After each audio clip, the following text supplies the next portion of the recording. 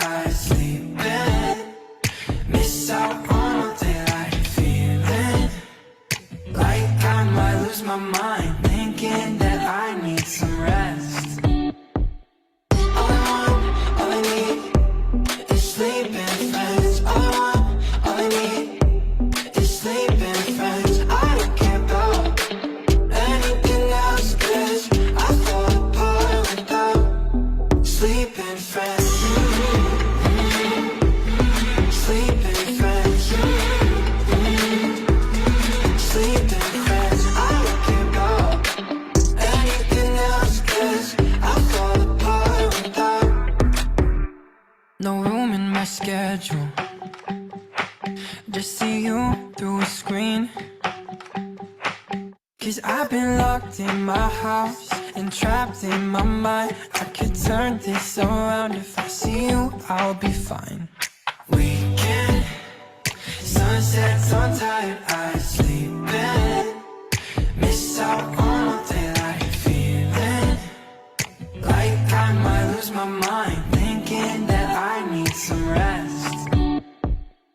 All I want, all I need is sleeping friends. All I want, all I need is sleeping friends. I don't care about anything else, 'cause I fall apart.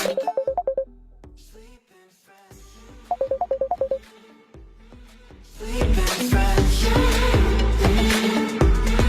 Sleeping friends. I don't care about anything else, 'cause I fall apart without. All I want, all I need is, all I want, I need sleeping friends. All I want, all I need is, all I want, I need sleeping friends. Sleeping friends. Sleeping friends. I don't care about anything else, 'cause I fall apart without sleeping friends.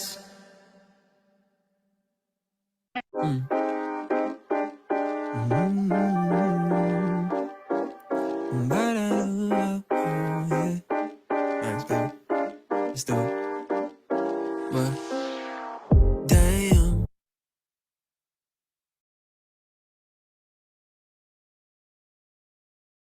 You look so good, laying there wearing nothing but my t-shirt. Your body's a neighborhood. Wanna drive my lips all around it, 'cause I'm holding my breath under the wind.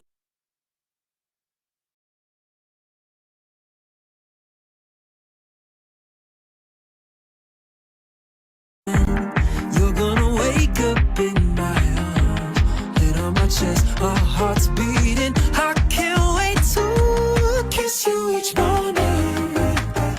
The strawberry sky, 'cause I get so lost in your blueberry eyes. I'm running through my dreams to see you in my life, 'cause I get so lost in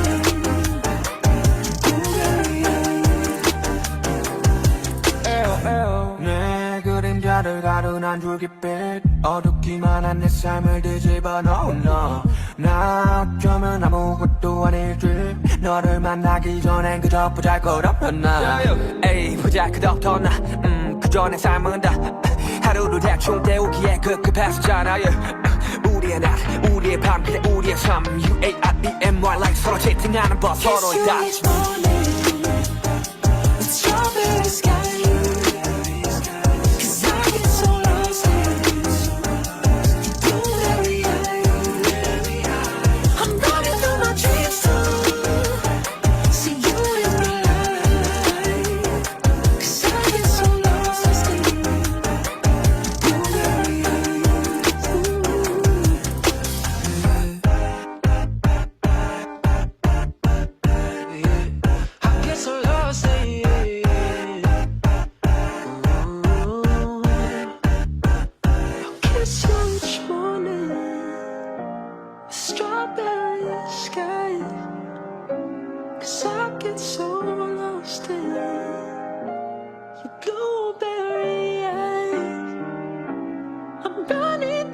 dreams too.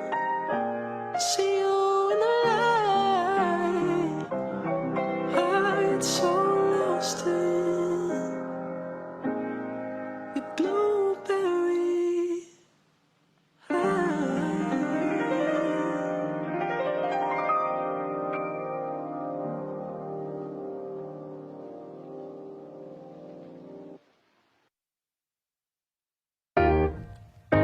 Oh yeah.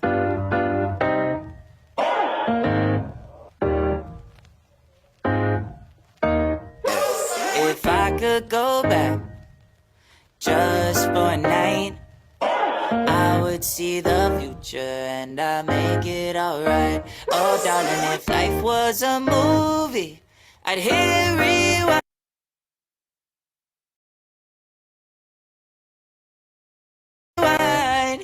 Yeah. Imagine if I knew how to turn back time. Imagine if I never messed up. Imagine if we never even broke up. Imagine if I had the power to control the voices in my head and I could tell them all to shut the fuck up. Imagine if I never told a lie. Imagine if I knew I'd always get it right. Imagine if I wasn't such a coward and I had the courage hidden somewhere in my heart to look you in the eye. If I could go back just for a night, I would see the future and I'd make it alright. Oh darling, if life was a movie, I'd hit rewind. Yeah. Imagine if I knew how to turn back time. I was thinking like ayo, ayo, ayo-okay. Lost our love in the mess we made. Ayo, ayo, ayo-okay. If tomorrow was yesterday, I wonder if I saw your face again, would you be a stranger or would we be more than friends? Would this be the beginning or the long and winding road that takes us all the way around into the very bitter end? Yeah. Imagine if we never felt fear. Imagine we were brave enough to never hide the tears. Imagine if I didn't have to worry about everything around me and my sanity was actually here. Yeah. I just got so caught up in the moment, didn't even realize we were broken. Yeah. If I could go back just for a night,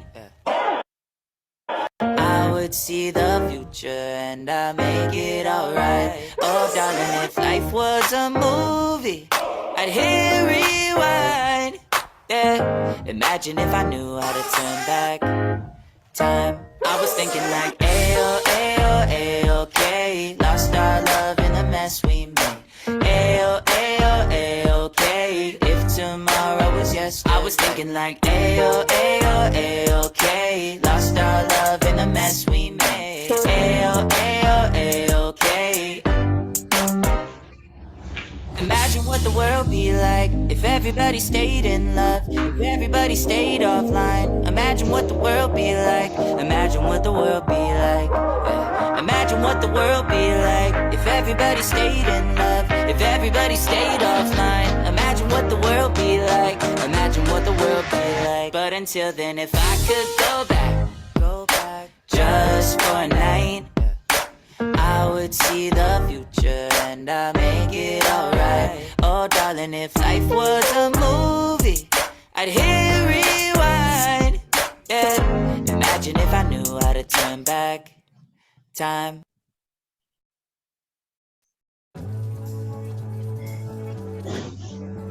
UKM PPD adalah titik akhir perjuangan sebagai mahasiswa kedokteran dan titik awal perjuangan sebagai seorang dokter.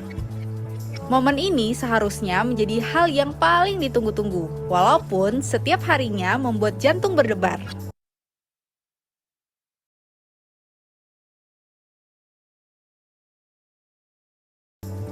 Untuk melalui momen ini dengan baik, butuh persiapan yang matang ya. Kami, Future Doctor Indonesia, siap membantu sejawat melalui titik penting ini, bersama memberikan yang terbaik bagi dokter-dokter penerus bangsa Indonesia. Segera daftarkan diri kamu pada kelas komprehensif FDI yuk. Dapatkan berbagai manfaat belajar bersama kami. FDI, your lifelong learning partner.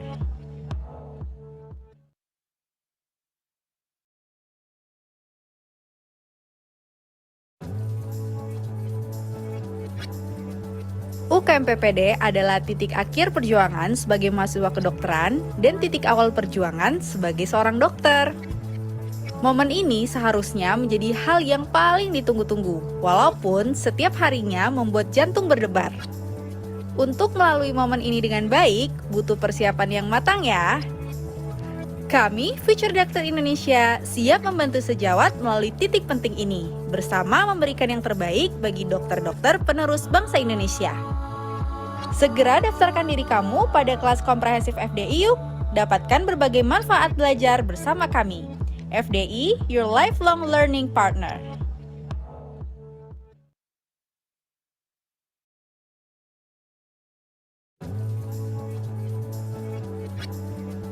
UKM-PPD adalah titik akhir perjuangan sebagai mahasiswa kedokteran dan titik awal perjuangan sebagai seorang dokter. Momen ini seharusnya menjadi hal yang paling ditunggu-tunggu, walaupun setiap harinya membuat jantung berdebar. Untuk melalui momen ini dengan baik, butuh persiapan yang matang ya. Kami, Future Doctor Indonesia, siap membantu sejawat melalui titik penting ini, bersama memberikan yang terbaik bagi dokter-dokter penerus bangsa Indonesia. Segera daftarkan diri kamu pada kelas komprehensif FDI yuk. Dapatkan berbagai manfaat belajar bersama kami. FDI, your lifelong learning partner.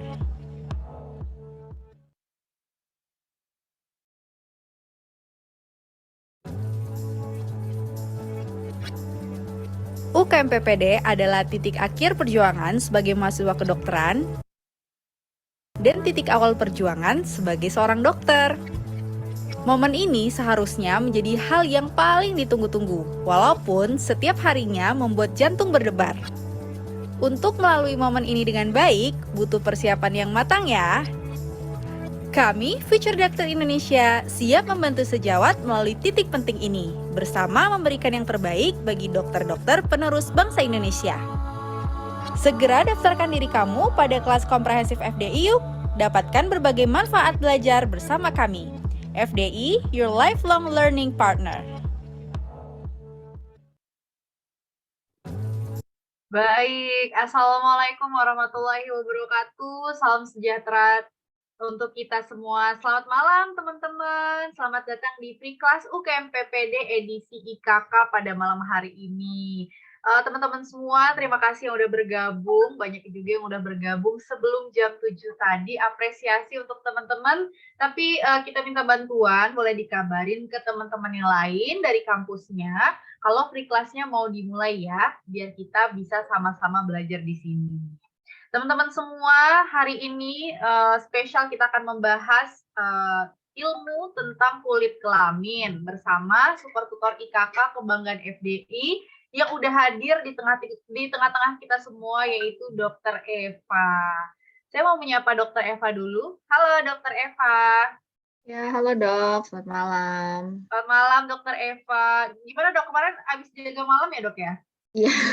Iya, Dr. Eva masih menyempatkan waktu untuk sharing nih sama kita semua, walaupun ya teman-teman tahu lah ya kalau habis jaga malam tuh lelahnya gimana, walaupun udah sempat tidur tapi lelahnya tuh masih kerasa ya dok ya. Tapi terima kasih Dr. Eva udah mau menyempatkan waktu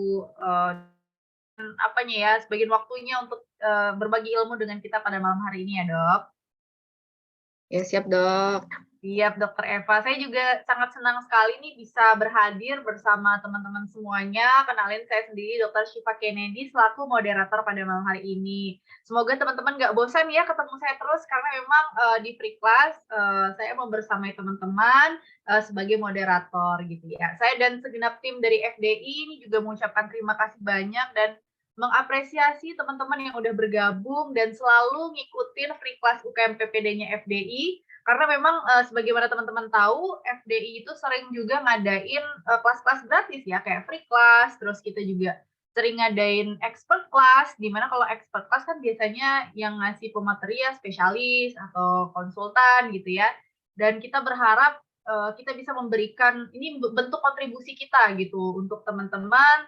Semoga teman-teman bisa mendapatkan kebermanfaatan, teman-teman bisa mengupdate ilmunya ya. Untuk Free Class UKM PPD sendiri, kita pengen teman-teman itu merasakan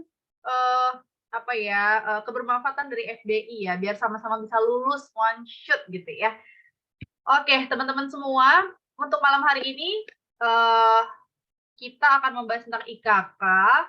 Untuk agendanya, ya tentu saja nanti akan ada penyampaian materi, ada pembahasan soal juga yang udah disiapkan oleh Dr. Eva. Nanti juga akan ada diskusi nih teman-teman. Jadi tolong dimanfaatkan kesempatannya sebaik-baiknya. Kalau teman-teman ada yang bingung, ada yang ragu, mending ditanyain nanti sama Dr. Eva. Jadi kalau ketemu soalnya, teman-teman nggak salah lagi menjawab. Karena memang UKM PPD itu memang itu-itu aja sih sebenarnya yang diulang, tapi kadang dibalik-balik. Jadi kalau teman-teman masih ragu dengan konsepnya, silahkan tanyain aja ya. Gunakan kesempatan ini dengan baik. Oke. Terus nanti kita akan ada sesi Kahoot. Ini sesi yang seru juga karena di sesi Kahoot nanti kita bisa kayak nge-recall lagi nih ilmu atau materi yang udah disampaikan Dr. Eva lagi. Masih jawab salah nggak nih ya, atau udah jawab benar semuanya ya. Jadi teman-teman semuanya jangan lewatin, kita nanti akan ada sesi Kahoot. Terus yang spesialnya kita akan ada giveaway nih ya, setiap free class kita ngadain giveaway. Untuk malam ini ya ada 2 special voucher diskon 50% untuk pemotongan dari biaya kelas komprehensif atau kelas prediksi dari FDI. Jadi 2 orang beruntung adalah 1 orang yang juara 1 di sesi Kahoot nanti. Yang belum beruntung mungkin di sesi Kahoot bisa coba peruntungan di Instastory terbaik. Jadi teman-teman tinggal bikin nih kesannya malam hari ini ikutin free class IKK UKM PPD-nya FD itu gimana. Boleh dibikin Instastory terbaiknya, share ke Instagramnya, dan jangan lupa tag ke @futuredoctor_indonesia sampai batas uploadnya itu jam 2 siang besok. Instagramnya jangan diprotek ya, biar kita bisa nge-repost story teman-teman semuanya. Jadi yuk kita bareng-bareng ikut sampai di sesi akhir di forum ini. Semoga teman-teman bisa mendapatkan kebermanfaatan hingga akhir ya. Yang nanti akan ada pengumuman penting juga dari kita. Jadi bagi teman-teman jangan sampai ketinggalan infonya ya. Kita terus sama-sama bareng-bareng di forum ini sampai akhir. Oke, tanpa mengundur waktu lagi, mari kita langsung aja dengerin materi dari Dr. Eva. Kepada Dr. Eva, kita persilahkan. Ya, terima kasih, Dok. Oke, bentar ya, kita share screen dulu.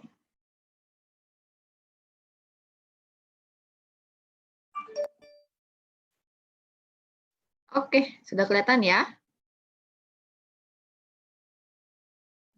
Suara saya juga terdengar di sana? Oke. Ya, sudah diperkenalkan tadi ya, perkenalkan saya Eva. Hari ini kita akan coba bahas nih beberapa soal tentang penyakit kulit dan kelamin. Kalau nanti misalnya ada yang mau ditanyakan, boleh langsung di chat di kolom chatnya aja ya. Oke, jadi ketika kalian menemukan suatu soal UKM PPD, itu biasakan kalian itu baca pertanyaannya dulu. Jadi kira-kira nih yang di soal ini yang ingin ditanyakan apa? Nah, kalau di soal ini sendiri kan dia yang ditanyakan adalah tata laksana. Nah, artinya ketika kita membaca soal, kita udah mencari nih clue-clue apa saja yang harus kita dapatkan untuk menjawab pertanyaan tersebut. Oke, yang ditanya adalah tata laksananya. Kita baca dulu. Wanita 24 tahun, hamil 8 bulan. Nah, ingat ya, hamil-hamil ini harus diperhatikan. Datang klinik, keluhannya muncul jerawat di wajahnya. Pemeriksaan fisik didapatkan komedo hitam 20 buah, komedo putih 10 buah, dan ada papul sebanyak 3 buah pada daerah dagu dan juga 2 buah pada daerah dahi. Ini udah jelas jerawat, otomatis tentang akne vulgaris. Nah, oke udah nih, komedo hitamnya ada 20, komedo putihnya ada 10, total 30. Papulnya ada 3, satunya 2, plus 5. Nah, total semua lesi 3, 5. Oke, kalau kalian ketemu soal akne vulgaris, yang paling penting adalah kalian tahu dulu dia derajat aknenya derajat berapa. Nah, ayo yang udah join, yang udah pernah baca-baca tentang akne vulgaris, kalian tahu derajat akne ada berapa dulu? Nah, itu dulu, derajat akne ada berapa? Ada 3, betul. Apa aja? Ada 3 derajat akne. ringan, sedang, berat, betul ya. Jadi harus hafal dulu nih, ringan itu kriterianya apa, sedang kriterianya apa, berat kriterianya apa. Oke, kalau menurut kalian dengan jumlah komedonya 30, papulnya 5, ini masuk kriterianya kriteria yang mana nih? Ringan, sedang, atau berat? Yuk ingat-ingat dulu aja, nanti baru kita bahas nih di belakang. Oke, kriteria sedang. Betul, ini termasuk kriteria yang sedang. Kalau misalnya ini adalah suatu kriteria yang sedang, anggaplah pasien ini tidak hamil ya. Kita anggap dia lagi nggak hamil, dia cuma orang biasa datang kontrol. Kalian, oh ini akne derajat sedang nih. Terapi yang akan kalian berikan yang mana? Kalau dia tidak hamil. Yang C, ada lagi yang lain. Sedang lagi tidak hamil nih pasiennya. Yang lagi nggak hamil, ceritanya lagi nggak hamil, ayo. Yang C, betul ya. Jadi yang C ini adalah retinoid topikal, antibiotik oral kalau dia tidak hamil. Sedangkan kalau di soal pasiennya apa? Hamil. Kalau pada pasien hamil, apa yang tidak boleh diberikan? Pada akne, pasien sedang hamil, yang tidak boleh diberikan adalah retinoid. Betul ya? Jadi kalau kalian ketemu soal akne vulgaris, dari awal kalian baca itu adalah pasiennya hamil, semua yang ada tulisan retinoid kalian coret aja. Nah, ini cara namanya mencari jawaban secara seleksi. Oh, iya nih, ibunya hamil. Nggak boleh kita kasih retinoid, langsung dibuang aja. Oke, harusnya kan dia tadi retinoid topikal plus antibiotik oral. Retinoidnya dicoret, tinggal sisa antibiotik oral. Nah, pertanyaannya lagi nih, pada akne vulgaris, apakah pemberian obat-obatan itu boleh monoterapi untuk antibiotik? Udah ada yang pernah baca? Apakah boleh pemberian antibiotik secara monoterapi pada akne vulgaris? Boleh nggak?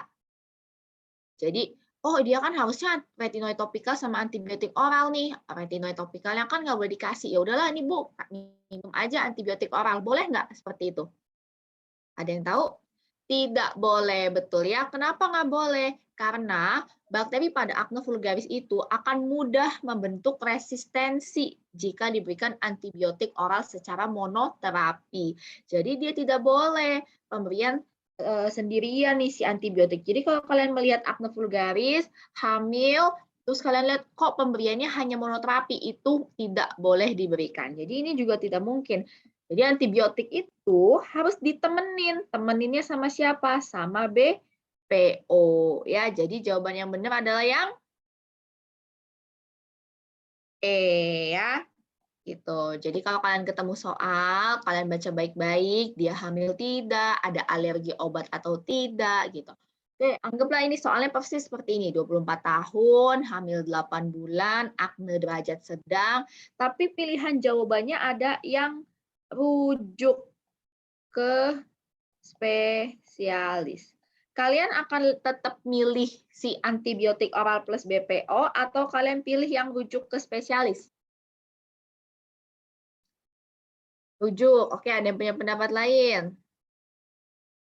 Pilih rujuk atau tetap kalian terapi nih pasiennya? Oke, ada pertanyaan, kalau antibiotik topikal boleh monoterapi nggak? Nggak ya, jadi antibiotik yang digunakan di akne vulgaris kan paling sering erythromycin dan clindamycin. Mereka mau dalam bentuk oral, mau dalam bentuk topikal, itu tidak bisa diberikan secara monoterapi karena akan mudah menyebabkan resistensi. Takutnya jerawatnya bisa makin banyak. Jadi temeninlah sama si BPO. Lagi pula antibiotik saja itu dia nggak punya kemampuan untuk membuat si jerawat kita itu istilahnya adalah lisis gitu ya, hilang. Yang punya kemampuan itu adalah si BPO-nya. Oke, nih balik lagi. Kalau kalian ketemu akne derajat sedang, pilihannya adalah rujuk ke spesialis sama pemberian tata laksana obat. Kalian milih yang mana? Ayo, akne vulgaris kompetensinya sebagai dokter umum apa? Oh, ada yang jawab tetap E. Oke. Jadi hati-hati pada soal UKM PPD. Mereka itu banyak jebakannya. Kalian harus benar-benar tahu sebagai dokter umum sebatas mana kalian boleh mentata laksana pasiennya. Akne vulgaris itu kompetensi 4 hanya untuk yang derajat ringan ya. Derajat ringan boleh diobatin oleh dokter umum, tapi ketika kalian menemukan akne derajat sedang, apalagi derajat berat, itu harus kalian rujuk. Ya, jadi kalau ketemu soal akne vulgaris, derajat sedang atau berat, di pilihan jawabannya ada rujuk ke spesialis, yang dipilih adalah yang rujuk. Karena kita bukan kompetensinya sampai ke situ. Tapi kalau misalnya kagak ada pilihan nih, rujuk ke spesialisnya, cuman kayak soal ini, ya udah kalian pilih pilihan terapi yang paling tepat. Gitu. Paham ya? Oke, ini tentang akne. Kita review sedikit nih tentang akne vulgaris. Jadi kalau akne itu yang paling penting kalian tahu tuh cuma dua sebenarnya. Yang pertama adalah derajatnya, yang kedua adalah terapinya. Gitu. Kalau kalian nggak hafalin nih derajat akne vulgarisnya, kalian tidak akan bisa menentukan terapinya. Gitu. Karena terapinya juga berdasarkan derajatnya. Nah, jadi ini wajib dihafalkan. Derajat ringan, komedo kurang dari 20, papul kurang dari 15, dengan total lesi kurang dari 30. Pertanyaannya adalah, misal kalian ketemu soal, dibilang gini, pasien datang nih lagi stres, lagi ujian, dia ada komedonya yang warna hitamnya 15, yang putihnya itu ada 20, ada 10, kita anggap ada 10. Total lesinya ada 25. Kalau seperti ini, kalian ngambilnya jadinya derajat aknenya derajat apa? Komedo hitamnya 15, komedo putihnya ada 10. Nah, jadi total lesi komedonya ada 25. Ayo, kalian masukinnya derajat mana nih? Derajat ringan atau derajat sedang? Oke, ada yang jawab ringan, ada yang jawab sedang. Oke. Jadi, kalau kalian ketemu soal seperti ini, hati-hati. Item yang ada di sini itu nggak harus terpenuhi semuanya. Maksudnya adalah kalau salah satunya sudah masuk ke derajat sedang, itu hitungannya adalah kita ambil derajat yang lebih berat.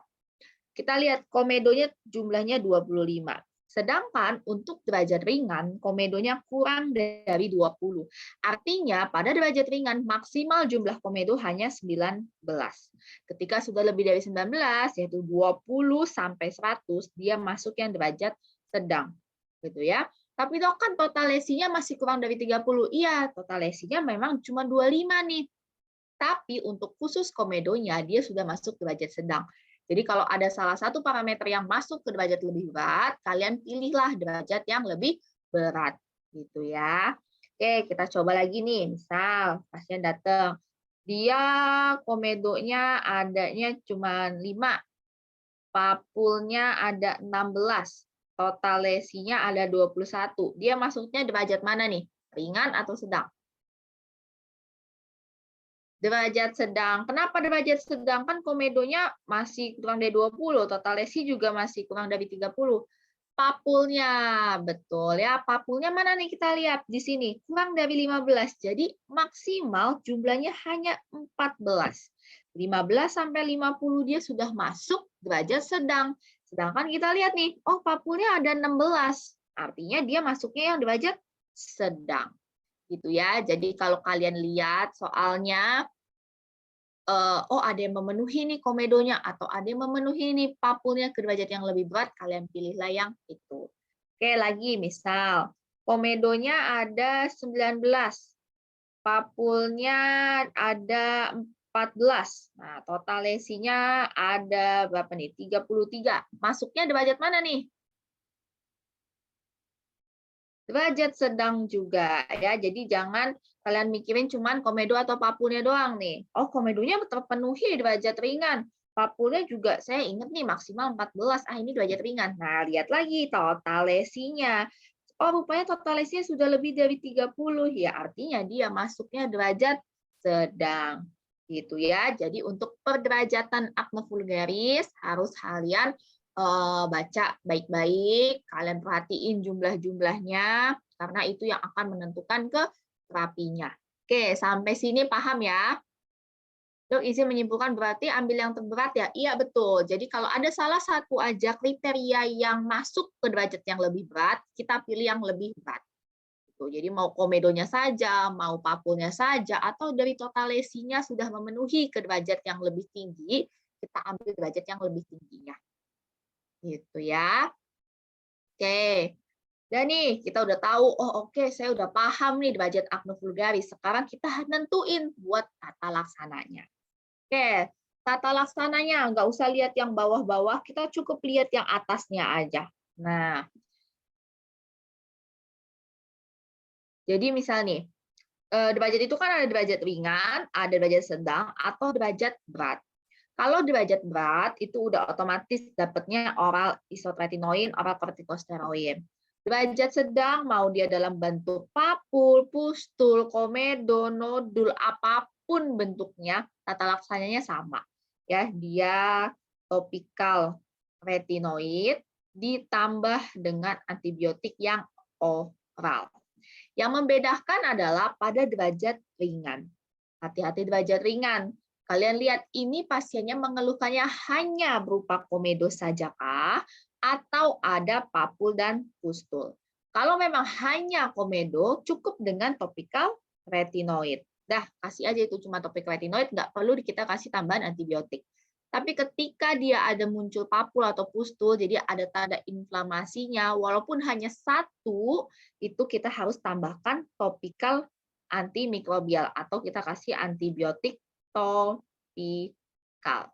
Gitu ya. Jadi kalau ketemu akne yang derajat ringan, baca lagi baik-baik soalnya. Ada lesi inflamasi nggak seperti papul atau pustul? Kalau misalnya ada, kalian tambahin antibiotik topikal. Kalau misalnya nggak ada, cuman komedo, artinya cukup dengan topikal retinoid. Contoh, misal, pasien datang ke kalian, dia bilang, dok saya punya komedo, jumlahnya ada 15. Gitu. Tapi saya lagi hamil. Nah, kalau ini, dia masuknya derajat mana dulu nih? Komedo 15. Komedonya 15. Derajat ringan, betul. Derajat ringan hanya dengan komedo. Kalau misalnya tidak hamil, kalian mau kasih apa?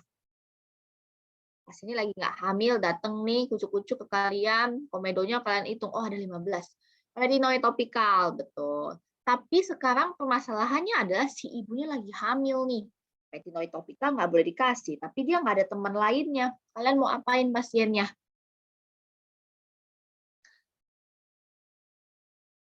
Ada yang jawab BPO. Selain itu, apa kira-kira? Nah, sebenarnya kalau misalnya kalian hanya menemukan derajat ringan pada ibu hamil, ingat, orang hamil kenapa bisa jerawatan, kenapa bisa komedoan? Karena memang faktor hormonal. Jadi kalau misalnya memang dia hanya derajat ringan dengan komedo, yang harusnya kita kasih topikal retinoid kan nggak boleh nih. Artinya kita cukup edukasi saja sebenarnya sama si ibunya. Bu, ini sebenarnya adalah hanya permasalahan hormonal. Dia akan hilang sendiri atau membaik ketika ibu nanti melahirkan. Jadi belum perlu untuk tata laksana lanjutan. Jadi nggak perlu kalian tambah-tambahin BPO dan lain sebagainya. Ya, cukup diedukasi aja. Oke, misal lagi ada pasien datang, dia komedonya ada 5. Papulnya ada 5 juga. Ada nodul 1. Nah, ini masuknya derajat apa?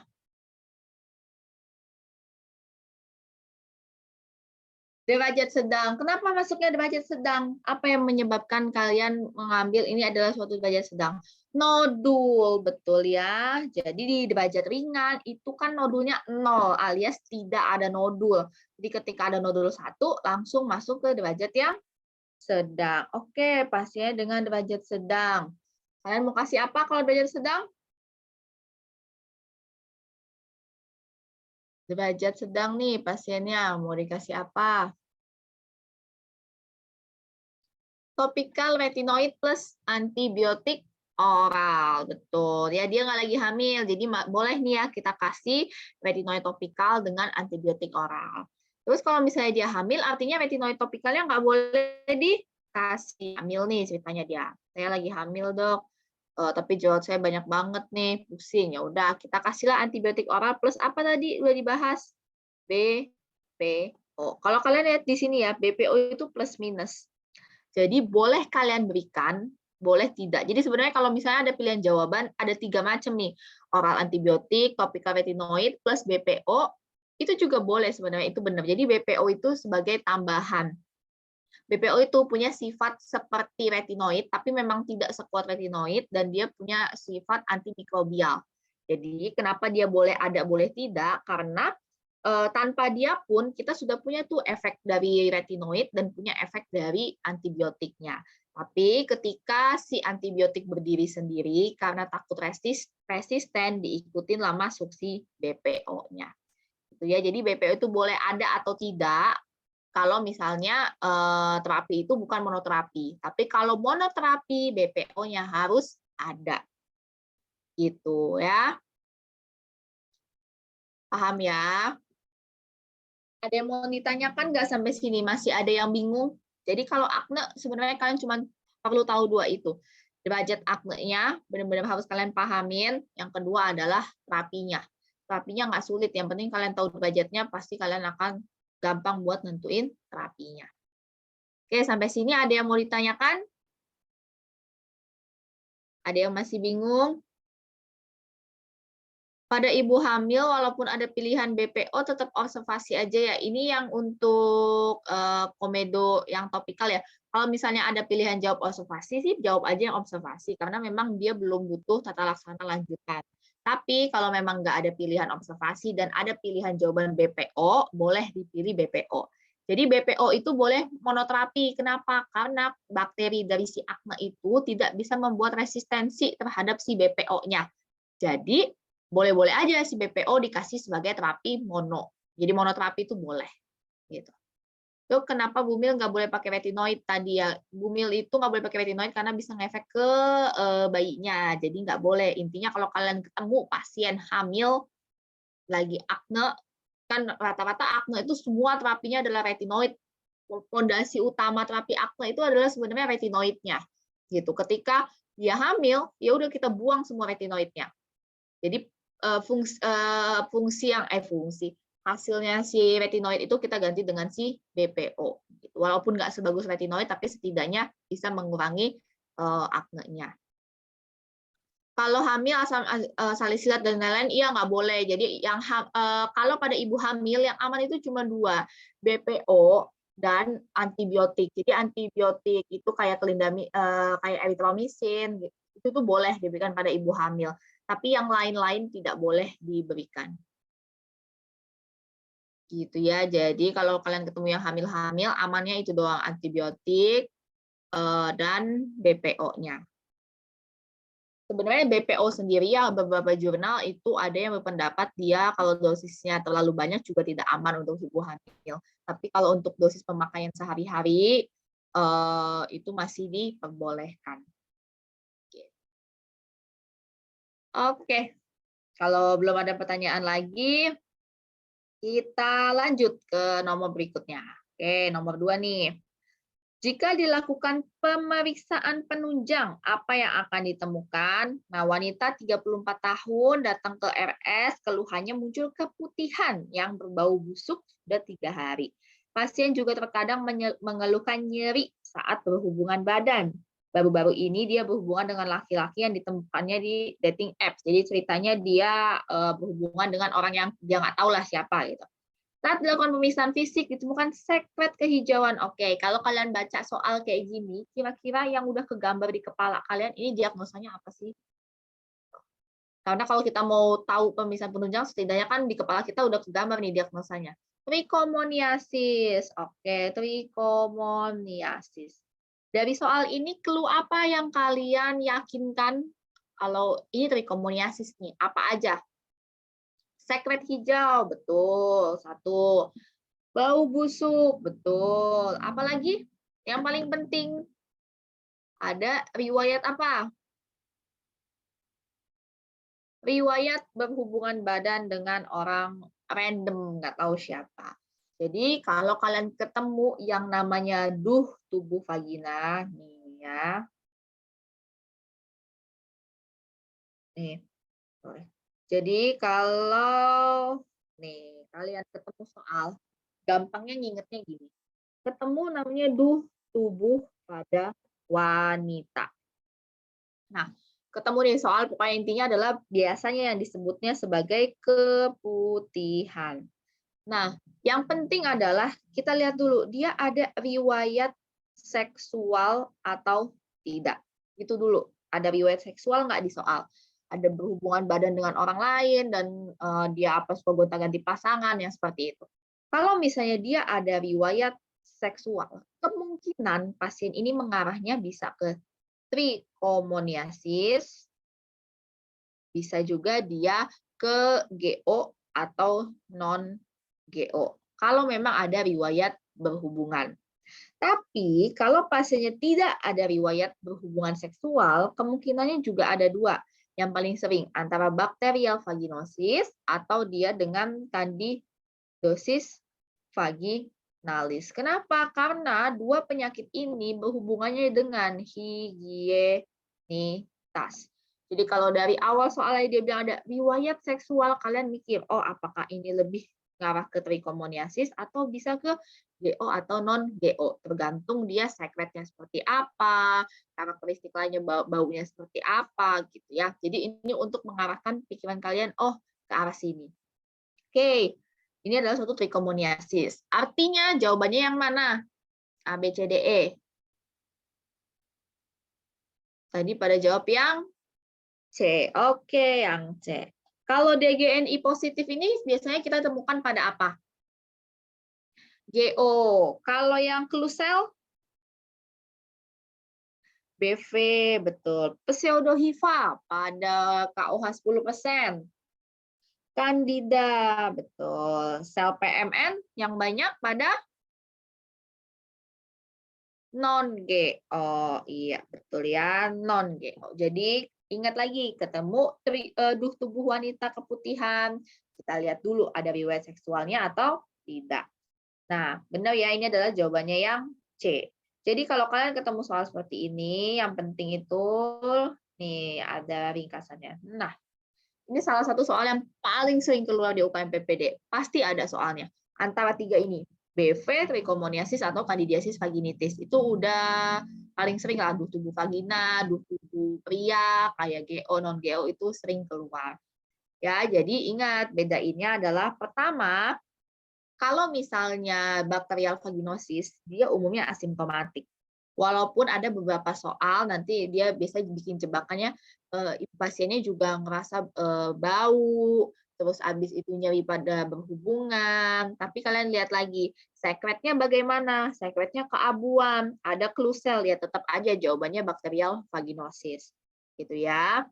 Terus kalau trichomoniasis ya tadi nyeri, berhubungannya sakit, kadang buang air kecil juga sakit, dan khasnya adalah yang namanya strawberry cervix. Ya, kalau candidiasis namanya juga jamur. Apapun yang jamur pasti ciri khas utamanya adalah gatal. Ya, dengan sekret putih susu kental. Gitu ya. Terus kadang juga sering ditanyain etiologinya. Nah, ini etiologinya juga kalian harus tahu apa sih penyebab penyakitnya.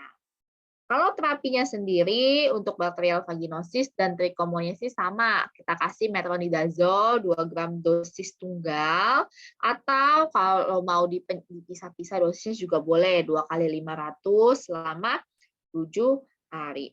Nah, itu sama nih BV ataupun trichomoniasis. Tapi kalau vulvovaginitis vaginalis kan dia penyebabnya jamur, otomatis kita harus kasih antifungal. Baca juga soalnya, kalau pasiennya belum menikah atau masih nona, pilihlah terapi yang oral. Ya, jangan kalian kasih yang intravagina. Kalau misalnya pasiennya sudah menikah, udah punya anak tuh di soal dibilang ya mau kalian kasih lewat intravagina clotrimazole silakan. Tapi kalau misalnya belum, apalagi usianya misalnya datang usia 17 tahun masih sekolah dia bilang, terus mengeluhkan gatel bla bla bla, itu kemungkinan kan pasiennya masih belum menikah. Pilihlah yang per oral. Gitu ya. Itu juga harus diperhatikan.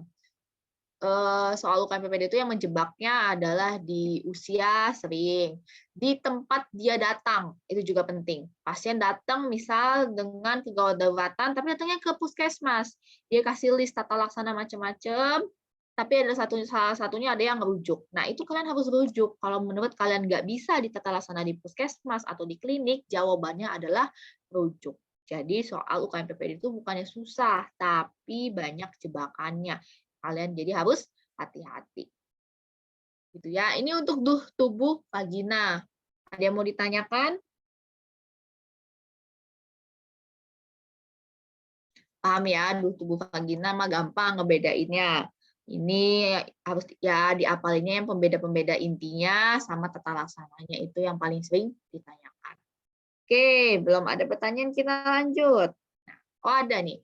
Izin dok tanya, kapan kita mempertimbangkan second line pada BV atau trichomoniasis? Apakah seringnya metronidazole 2 gram PO sering menimbulkan banyak efek samping? Sebenarnya enggak ya. First line-nya tetap metronidazole 2 gram dosis tunggal. Hal ini sering kalian temukan nanti kalau di lapangan. Karena kebanyakan pasien ketika kita kasih dosis tunggal, dia akan bertanya, dok, memang kalau saya minum cuma sekali, saya beneran bakal sembuh. Nah, kalian akan sering menemukan seperti itu. Makanya saya pun kalau praktek akan lebih sering ngasih yang dosisnya terpisah. Ini Bu, minum 7 hari. Jadi karena psikis pasien juga mempengaruhi kesembuhan penyakitnya. Karena kalau misalnya dia nggak yakin, masa sih dokternya cuma ngasih 4 tablet sebelum minum saya langsung sembuh gitu. Kadang kita mempertimbangkan hal yang seperti itu. Kalau untuk efek samping dan lain-lain sih sebenarnya nggak ada masalah ya. Jadi nanti kalau kalian habis nih UKM PPD kan kalian pasti pada internship di puskesmas banyak nih ketemu pasien seperti ini. Dia akan bertanya, beneran dok cuma bisa sembuh cuma minum 1 hari. Jadi untuk supaya lebih amannya kalian silakan pilih yang 2 kali 500 7 hari boleh. Tapi ini kan ngomongnya UKM PPD. UKM PPD itu menjawab sesuai first line-nya, sesuai gold standarnya. Jadi kalau untuk pilihan jawaban tetap kalian pilih yang first line-nya. Gitu ya.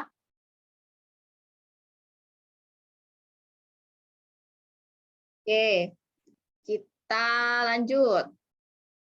Nomor ketiga ya. Apabila dilakukan pemeriksaan KOH, gambaran apakah yang akan ditemukan? Oke, kita baca lagi nih soalnya. 45 tahun, puskesmas. Nah, datang dengan keluhan gatal lipat payudara dan ketiak udah 5 hari nih. Keluhan gatal dirasakan semakin hebat saat pasien sedang berkeringat. Kalau udah gatal berkeringat langsung di kepala kalian adalah jamur. Tinggal jamur yang mana nih? Nah, lihat BB-nya 95, tingginya cuma 160, artinya dia obesitas. Ada lesi dikelilingin satelit. Oke, kira-kira diagnosanya dulu apa nih? Kandidiasis kutis. Diasis kutis. Hal apa yang membuat kalian yakin ini adalah suatu kandidiasis kutis? Yakin banget nih, ada ciri khas apa di soal ini? Lesi satelit, betul ya. Lesi satelit itu khas sekali untuk kandidiasis kutis. Jadi misalnya ini adalah payudara tuh paling sering. Di sini merah semua ya. Terus nanti ada papul atau pustul yang mengitari di lesi yang eritem ini. Ini yang disebut dengan lesi satelit. Lesi khas dari kandidiasis kutis. Oke. Kalau gitu, kalau misalnya ini adalah kandidiasis kutis, jawabannya tadi yang B. Spora bulat disertai dengan hifa semu. Kalau yang A ini biasanya kalian temukan pada apa? Hifanya panjang, bersekat, tinea, betul, tinea ya, atau dermatofitosis. Jadi hifanya panjang, bersekat, dan dia adalah hifa yang sejati. Kalau yang spaghetti and meatballs pada apa? Pityriasis versicolor, betul. Terus kalau bau amis setelah penetesan KOH 10%, bakterial vaginosis. Tidak ditemukan KOH. Nah, artinya dia bukan suatu penyakit jamur. Oke. Tentang erythema intertrigenosa nih. Jadi kalau kalian ketemu soal tentang erythema intertrigenosa, itu artinya adalah kemerahan atau eritem pada daerah-daerah lipatan. Jadi kalau menemukan itu ada 3 diagnosa yang perlu kalian pikirkan. Yang pertama yang kayak di soal, kandidiasis kutis. Yang kedua itu adalah tinea. Yang ketiga adalah eritrasma. Dua ini, kandidiasis cutis dan tinea, itu dua-duanya penyakit jamur. Jadi ciri khas utama mereka berdua pastilah dia gatal, terutama saat berkeringat. Itu udah pasti. Jadi kalau kalian ketemu soal gatal terutama berkeringat, pikiranlah jamur gitu ya. Tapi eritrasma ini dia bukan jamur. Penyebab eritrasma apa? Ya, penyebab eritrasma. Corynebacterium minutissimum. Betul, ini adalah penyebabnya intinya suatu bakteri. Jadi secara gejala dia asimptomatik. Jadi kalau kalian ketemu lipat merahan di lipatan payudara, ketiak, selangkangan, tapi tidak gatal, jangan kalian paksakan itu adalah suatu tinea atau kandidiasis. Itu kemungkinan penyakit lain kalau memang tidak ada gatal sama sekali. Oke, selain itu, kalau kandidiasis cutis, tadi kita udah lihat, ciri khasnya adalah lesi satelit. Kalau tinea, ciri khasnya apa? Ciri khas tinea, central healing. Betul, central healing. Jadi dia di bagian tengahnya itu lebih tenang dibandingkan di bagian luarnya. Sedangkan eritrasma, dia adalah eritema aja udah. Eritem dengan squama halus di atasnya. Gitu ya. Jadi dia suatu eritem, ada squama halus. Udah cukup kayak gitu. Ini penting nih, lesi satelit, central healing, sama eritema, squama halus. Itu efloresensi harus kalian hafalkan. Jadi kalau ketemu eritem intertrigenosa, pikirkan 3 penyakit ini. Ditambah eritrasma itu biasanya di soal dia akan tulisan gini, riwayat DM. Atau riwayat pasiennya adalah orang yang obesitas. Ini paling sering disebut. Ya. Jadi dia nggak gatel, terus habis itu ada riwayat DM, obesitas. Biasanya kita pas ngebaca, oh lipatan payudara nih merah, langsung mikir ini mah tinea, ini mah kandidiasis. Hati-hati bacanya ya. Terus ya benar nih, lampu Wood. Pada lampu Wood, nih lampu Wood, dia akan memberikan gambaran coral red. Pertanyaannya adalah pada tinea, dia tinea paling sering kan kalau di daerah lipatan itu antara tinea corporis atau tinea cruris ya, di daerah lipatan. Itu kalau kalian kasih pemeriksaan lampu Wood akan mengeluarkan warna apa? Tinea corporis, tinea cruris. Ayo. Ada warnanya nggak? Biasanya kalau tinea bakal keluar warna apa? Kalian sinarin dengan lampu Wood? Oke, warna hijau. Apakah semua jenis tinea akan memberikan warna hijau? Enggak ya. Jadi hati-hati juga. Kalau ditanya nih, pasiennya tinea corporis, tinea cruris, unguium, dan sebagainya. Ditanya, kalau dilakukan pemeriksaan lampu Wood, apa yang akan keluar warnanya? Dia tidak akan mengeluarkan warna. Ingat ya.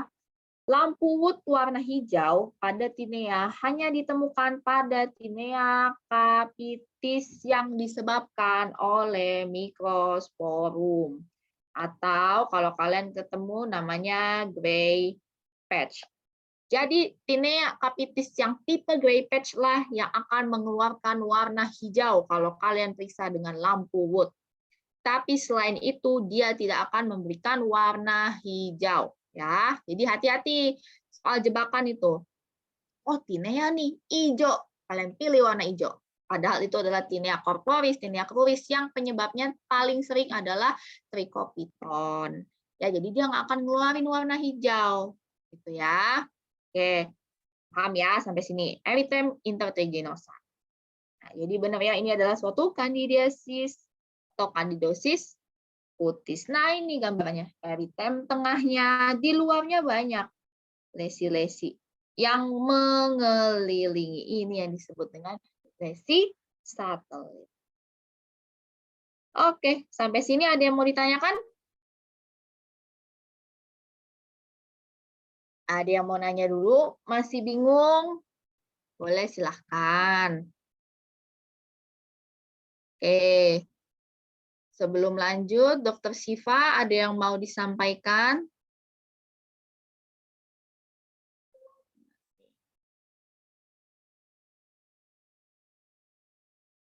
Malam, dokter.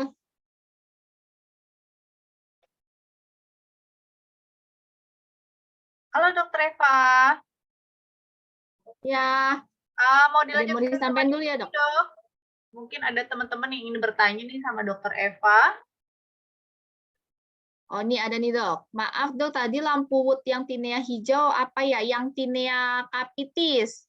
Tinea capitis yang tipe gray patch ya, yang akan memberikan warna hijau. Selain itu, nggak ada warnanya. Oke, ada lagi nggak nih? Ayo teman-teman, saya ketemu Dokter Eva nih. Silakan kalau misalnya ada yang mau ditanyain. Gimana Dokter Eva, kita lanjut dulu? Boleh, dok, kalau ada yang mau disampaikan. Oke, terima kasih Dokter Eva, luar biasa ya penjelasan dari Dokter Eva, sangat clear, mudah dimengerti dan bayangkan konsepnya seperti apa. Ternyata juga ada kata-kata kunci yang menjadi clue sehingga teman-teman bisa lebih gampang untuk menjawab soal dan mengeliminasi pilihan yang salah. Nah, teman-teman semuanya, sebelum kita masuk ke sesi pembahasan dan tanya jawab yang kedua, saya mau mengingatkan lagi kepada teman-teman untuk tetap bersama-sama di forum ini karena kita ada IG kontes ya. Yang pertama kita nanti ada sesi Kahoot, juara satunya bakal mendapatkan voucher diskon 50% untuk kelas komprehensif atau kelas prediksi. Dan satu orang lagi akan dapat voucher juga, yaitu teman-teman yang satu orang nih yang berhasil menjadi juara untuk membuat instastory terbaik. Jadi teman-teman bisa bikin story terbaiknya malam hari ini sampai batas upload jam 2 sore besok. Teman-teman bisa tag ke @futuredoctor_indonesia ya, dan jangan diprotek nih Instagramnya biar kita dari FDI bisa nge-repost.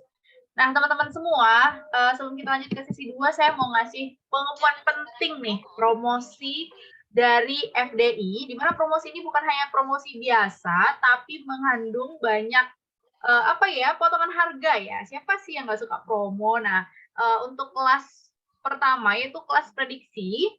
Kelas prediksi ini merupakan salah satu kelas yang banyak diminati nih untuk batch sebelumnya, dan sekarang kita buka lagi untuk batch Februari 2023.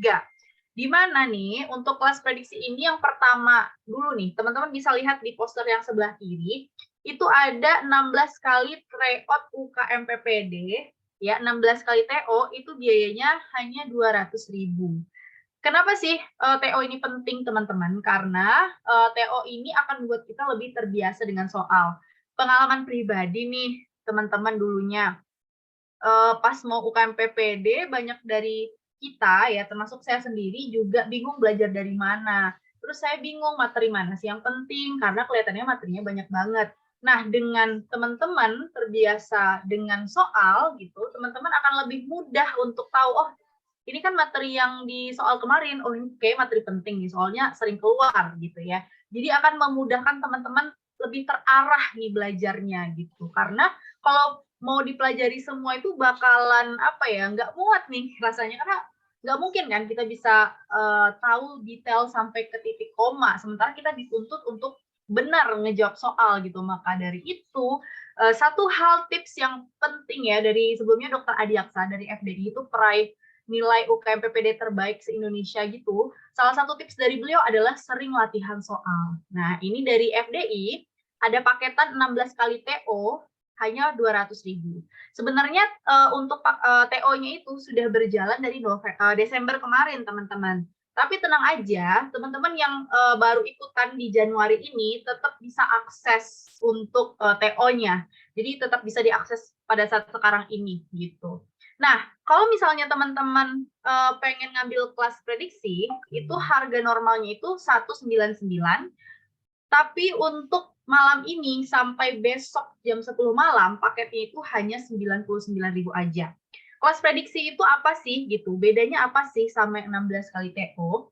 Kelas prediksi ini terdiri dari 2 tryout prediksi. Yang pertama adalah TO1 yang membahas soal khusus yang pernah keluar di UKM PPD atau IP. Itu TO pertamanya. Sementara TO kedua adalah fokus membahas soal yang sudah diprediksikan FDI bakal keluar di batch Februari 2023. Nah, bisa nggak sih saya ngambil kelas prediksinya aja, 99.000 aja? Nggak bisa, teman-teman. teman-teman yang ngambil 16 kali TO itu bisa cuma ngambil aja dengan 200.000. Tapi kalau teman-teman pengen ikutan tryout prediksi ini untuk melihat gimana sih soal yang diprediksikan FDI bakal keluar, itu teman-teman harus nambah 99.000. Jadi kalau teman-teman nambah dari 200 ditambah 99.000, artinya 299, teman-teman udah dapat bundling 16 kali TO plus tryout prediksinya gitu. Untuk kelas prediksinya sendiri itu sebenarnya bakalan diadakan pada tanggal 26 Januari sampai 7 Februari 2023. Di mana dengan kelas prediksi ini teman-teman nggak hanya cuma ngerjain soal aja, tapi bakal ada 13 kali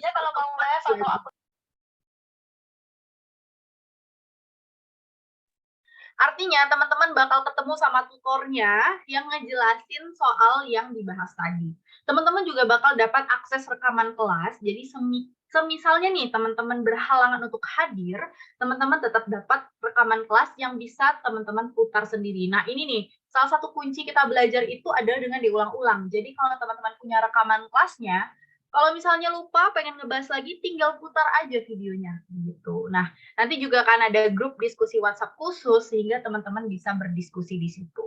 Untuk promonya nggak sampai situ teman-teman. Kalau kelas prediksi harga normalnya 199, sekarang cuma 99.000 aja. Promo tambahannya adalah ketika daftar 5 orang, gratis 1 orang. Jadi kalau teman-teman ada 6 orang nih dari kampusnya, misalnya mau bareng-barengan, teman-teman cuma bayar buat 5 orang aja. Dan kelas prediksi ini kuotanya terbatas ya teman-teman. Jadi kalau misalnya nanti udah penuh, kita akan tutup. Jadi manfaatkan nih kesempatan promo-promo ini cuma ada di kayak gini, event-event free class, event-event FDI Fest, cuma ada di event-event kayak gini. Jadi kalau misalnya mau daftar, daftar sekarang, jangan ragu-ragu, jangan terlalu banyak mikir, takutnya kelupaan ya, karena cuma berlaku promonya ini sampai besok jam 10 malam. Kalau teman-teman ada yang mau ditanyain atau masih ragu, boleh banget chat ke admin kita di info pendaftaran di nomor berikut ya. Teman-teman juga bisa kepoin dulu di Instagram FDI untuk ngechat admin kita. Gitu. Admin kita sangat responsif dan juga friendly ya. Jadi teman-teman silahkan kalau ingin ada yang ditanyakan. Next. Yang kedua, selain kelas prediksi, juga ada tryout prediksi IP, di mana sebagaimana yang kita tahu, banyak juga kampus-kampus yang mengharuskan mahasiswanya lulus dulu TOIP kalau mau ikut UKM PPD. Ya kayak di kampus saya dulu kalau nggak lulus di IP nggak bisa daftar UKM PPD gitu. Jadi teman-teman yang punya syarat atau pengen ikut atau lulus di IP, silakan ikutin tryout prediksi IP by FDI. Jadi ada 2 paket soal yang masing-masing nanti ada 200 soal. Dan pengerjaannya itu dibuat semirip mungkin dengan TOIP aslinya gitu. Untuk harga normalnya di 100.000 nih, tapi kalau teman-teman mau dapat 50.000 ada beberapa syarat yang harus dilakukan dan itu nggak susah sih. Cuma follow Instagramnya FDI, terus komen dan tag 5 temanmu di postingan kita tentang tryout prediksi IP, lalu share di Instastory. Gampang kan? Lumayan loh potongan 50.000. Nah, promo ini juga berlaku untuk daftar 5 orang, gratis 1 orang. Jadi, silakan dimanfaatkan ya, teman-teman. Jangan lupa kita ada promo kelas prediksi tadi sama kelas TO prediksi IP. Oke, next. Nah, kenapa sih teman-teman harus cobain ikut TO-nya FDI? Kenapa? Karena sistem ujian kita itu kita bikin mirip dengan sistem real UKM PPD nasional. Terutama nih bagi teman-teman yang mungkin baru first taker, belum tahu gimana tampilan UKM PPD aslinya. Ikutan aja dulu di FDI gitu. Teman-teman bisa lihat tampilannya mulai dari hitung mundur, itu ada ya di sistemnya UKM PPD, juga ada tombol ragu-ragu yang memudahkan teman-teman untuk menjawab soal ya, nggak terpaku nih sama soal yang sulit. Jadi bisa tekan tombol ragu-ragu dulu, lalu next ke soal berikutnya. Nanti sisa waktunya bisa digunakan untuk menjawab soal-soal yang sudah ditandain ragu-ragu tadi. Juga ada fitur pause di sini. Lalu juga setelah itu udah selesai dikerjain, ada tombol submit, next.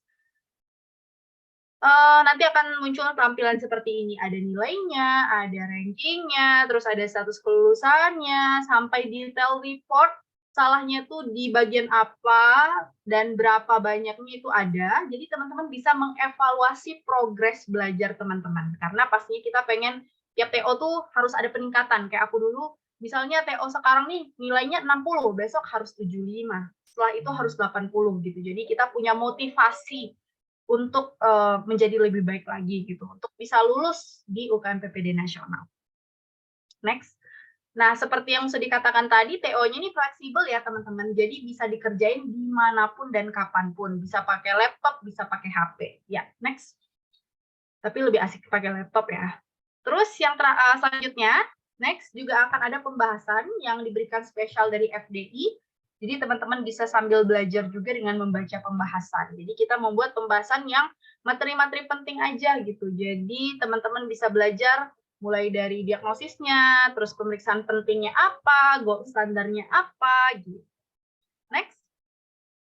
Nah, ini salah dua testimoni ya, Hanes review dari teman-teman yang udah pernah ikutan produk atau join di program FDI. Sebenarnya masih banyak lagi, teman-teman bisa kepoin di Instagram kita di @teacherdoctor_indonesia.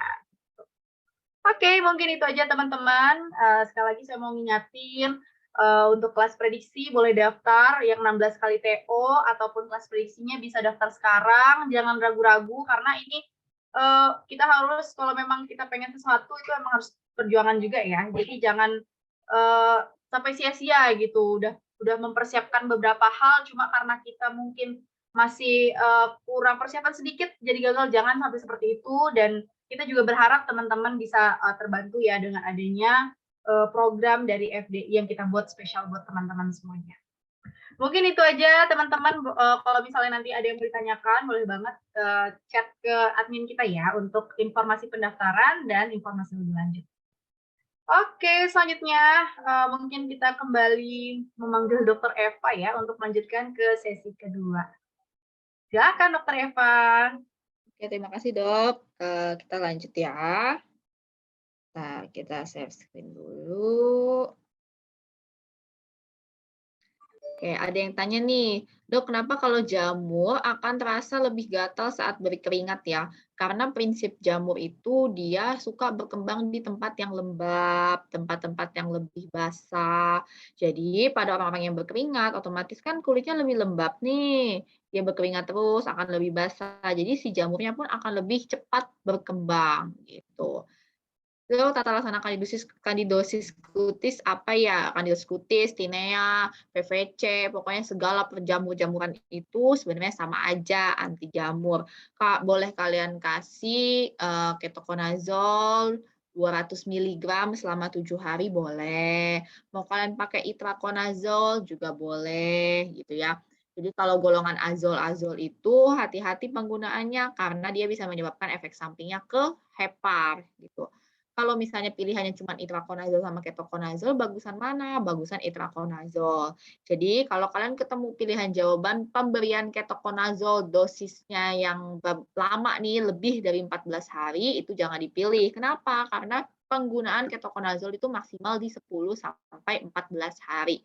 Lebih dari itu dia akan memberikan efek samping yang tidak baik pada fungsi hati. Gitu ya. Makanya kenapa kalau kalian baca tentang tinea unguium yang pakai dosisnya jangka panjang nih ya, tinea di kuku itu kan lama. Bisa kalau di kaki bisa sampai 16-18 minggu, di tangan itu juga bisa sampai 6-8 minggu. Nah, penggunaannya pakai itraconazole bukan dengan ketoconazole. Gitu ya. Terus ingat, golongan azol tidak boleh diberikan pada ibu hamil. Jadi kalau ada ibu yang lagi hamil, terus dianya kena jamuran, satu-satunya obat yang aman adalah terbinafin. Ya, Grisial Fulvin nggak boleh, golongan azol semuanya nggak boleh, yang boleh diberikan hanya terbinafin. Ya. Oke. Kita lanjut nih ke nomor 4. Apakah diagnosis pada pasien ini laki-laki 30 tahun ke rumah sakit, keluhannya keluar bercak putih seperti susu yang semakin meluas. Pertama kali muncul di kedua tangan, udah 3 bulan, meluas sampai ke bagian dada dan punggung, adanya makula depigmentasi batas tegas simetris. Ini udah jelas banget apa diagnosanya? Ada yang A, ada yang C. Ayo yang mana? Dia hanya sebatas pada kulit. Dia tidak mengenai kornea, dia tidak mengenai warna rambut. Jadi apa jawabannya? Vitiligo. Betul. Oke, kita bahas nih. Sama nih, kalau kalian ketemu yang namanya makula hipopigmentasi. Apa aja nih yang ada di kepala kalian yang harus dipikirin? Yang pertama adalah vitiligo. Selanjutnya, ayo apa lagi? Yang efloresensinya adalah makula hipopigmentasi, albino. Oke, apa lagi?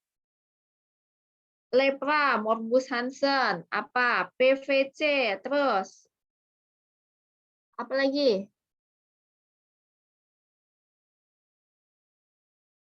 Yang di kulit, yang di pipi, pityriasis alba. Satu lagi yang sering, hipopigmentasi pasca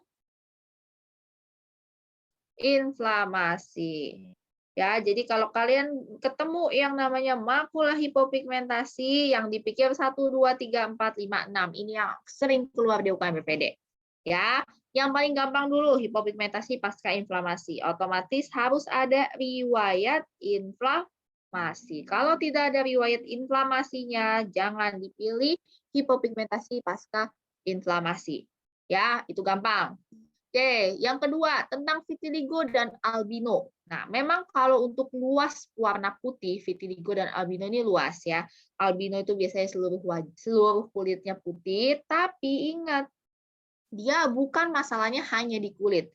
Dia ada juga di daerah mata, plus juga di daerah rambut.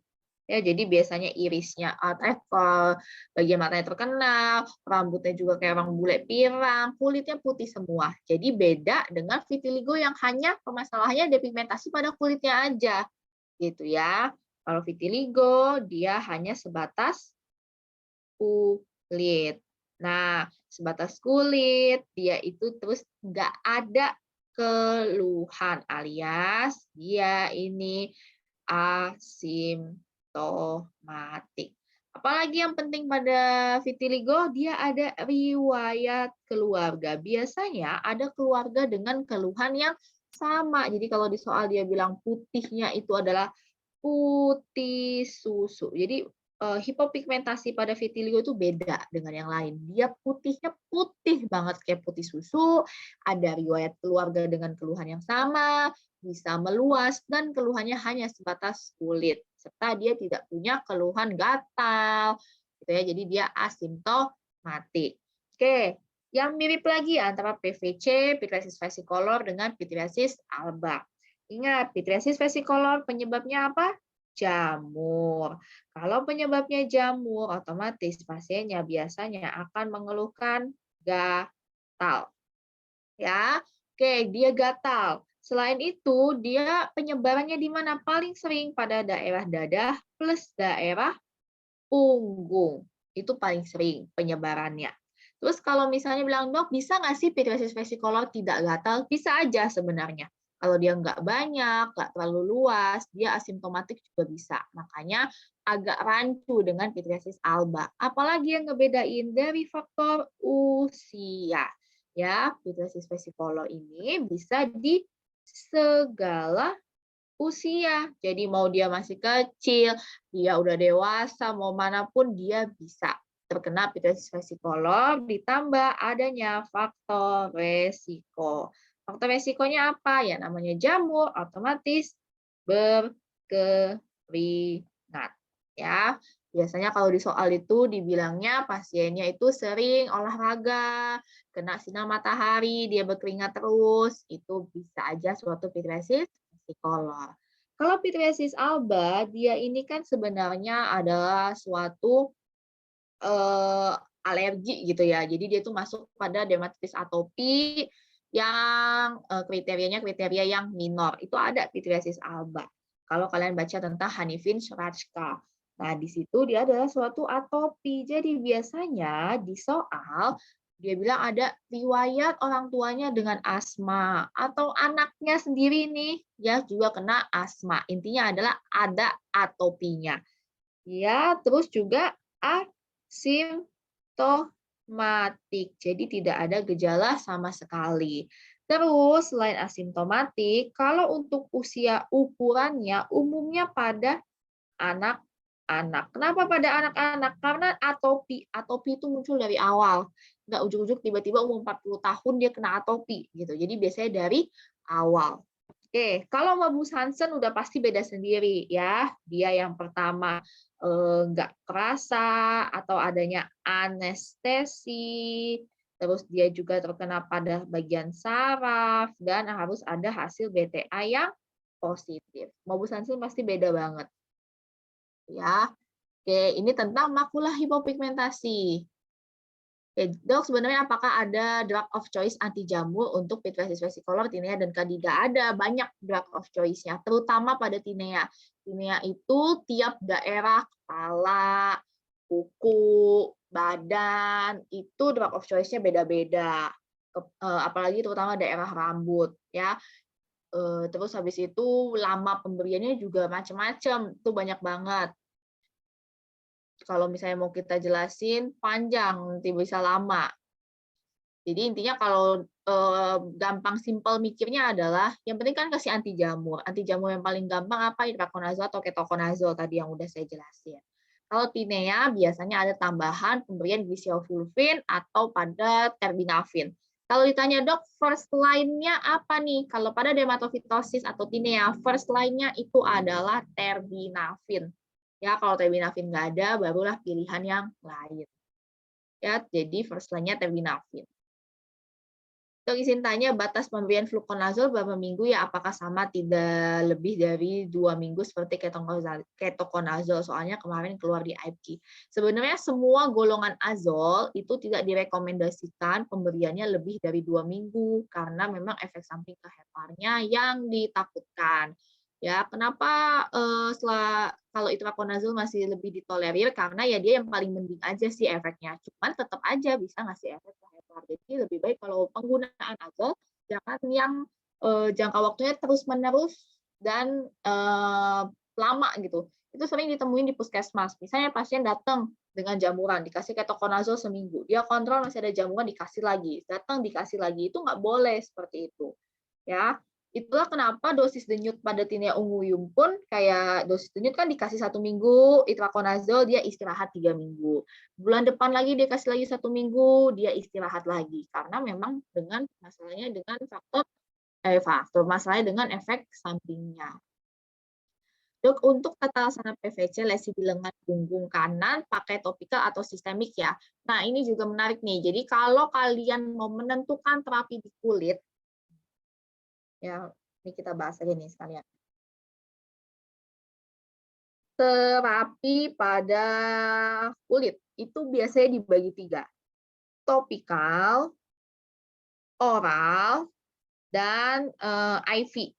Kapan kita ngasih topikal, kapan kita ngasih oral dan IV? Topikal kalau misalnya lesinya tidak luas dan tidak ada gejala sistemik. Contoh, kalau pada pioderma itu dia di impetigo crustosa, dia lesinya cuma di daerah mulut sedikit. Atau pada ektima, itu juga paling kayak luka-luka koreng sedikit. Dia tidak lesinya sedikit, nggak luas, dan tidak ada gejala sistemik sama sekali. Pasiennya nggak ada demam, nggak ada nyeri hebat, dan lain-lain. Itu kalian kasihnya topikal. Kalau oral, biasanya lesinya sudah lebih luas dengan gejala sistemik yang ringan. Nah, maksudnya apa? Contoh, kalau pada pioderma juga kayak impetigo bullosa. Impetigo bullosa itu luas, dia bisa hampir di seluruh badan. Tapi gejala sistemiknya ringan. Apa yang dimaksud gejala sistemik ringan? Pasiennya masih bisa aktivitas. Ya, aktivitas sehari-harinya tidak terganggu. Dia paling demamnya febris, terus nggak harus yang benar-benar bed rest. Itu boleh kita kasih oral. Sedangkan kalau IV line itu dia yang udah gejalanya sistemik berat. Biasanya pada apa nih sistemik berat? Pada selulitis, ya, Terus pada pasien-pasien, intinya adalah kalau kalian ada pemisahan penunjang, udah leukositosis, ngarah ke sepsis, itu harus IV line. Kalau ada lagi pertanyaan, apakah oral boleh digabung dengan topikal? Boleh, tergantung situasi kulitnya kayak mana. Gitu ya. Kalau misalnya dia lebih ke arah oral nih, lebih ke arah yang luas dengan gejala sistemik yang ringan, yang penting ada oralnya. Kalian mau tambah topikal silahkan, tapi first line-nya sih oralnya. Gitu. Ini untuk terapi kulit, jadi ada topikal, oral, dan IV line. Jadi kalau pertanyaan lesi di lengan, punggung kanan, pakai topikal atau sistemik ya dok. Kalau lesinya memang nggak terlalu luas, pasiennya nggak ada gejala apapun, mau kalian pakai topikal dulu silahkan. Tapi kalau topikal gagal, lesinya semakin luas, pasiennya punya keluhan, ganti kasih yang oral. Kalau di opsi tidak ada pilihan sampo selenium sulfit atau ketoconazole topikal. Kalau memang nggak ada pilihan topikal, ya udah pilihnya yang oral aja. Lagi pula kalau pada PVC, selenium sulfit itu sampo diberikan pada pasien dengan keluhan terutama pada daerah-daerah leher sini. Kalau pasiennya udah dominan di daerah punggung belakang, daerah dada bagian bawah, ya kalian lebih baik pilihnya obat oral aja. Piebaldism, saya belum pernah ada dengar soal itu sih di UKM PBD. Paling sering ya paling tadi yang udah dijelasin apa sih, ada 6 itu. Berarti kalau golongan azol yang ditakutkan efek samping ke hepar dari oral aja dok. Kalau topikal nggak ada efek samping ke hepar. Sebenarnya kalau topikal sih kan balik lagi ya, dia sistem masuk ke tubuhnya nggak kalau oral kan dia masuk, diproses, dihepar, terus dikeluarkan lewat urin dan sebagainya. Harusnya sih kalau untuk yang topikal tidak memberikan efek seperti itu. Cuman yang namanya topikal, kalau kalian nih tenioumuium yang udah berat, kalian kasih topikal, mau nyampe 10 tahun juga pasiennya nggak akan sembuh gitu sebenarnya. Jadi ada beberapa penyakit yang nggak bisa dia tuh dikasih topikal, harus pakai oral. Gitu. Jadi percuma sebenarnya dikasih topikal. Kecuali kalau lesinya sedikit, kayak cuma dilipat ketiak doang, apa cuma di daerah selangkangan sedikit, mau kalian coba kasih topikal doang sih nggak masalah. Tapi kalau memang sudah luas, topikal itu ya cuma paling hanya sebagai pendukung, bukan terapi utama. Kalau terapi PVC, gimana terapi PVC itu boleh kalian kasih ketoconazole. Sebenarnya dosisnya sama nih ya, kalau kalian mau gampang ingat, ITRA atau keto, itu 200 mg dikasih sehari sekali selama 7 hari dulu biasanya gitu. Ntar kita evaluasi. Maksimal pemberiannya 2 kali selama 14 hari.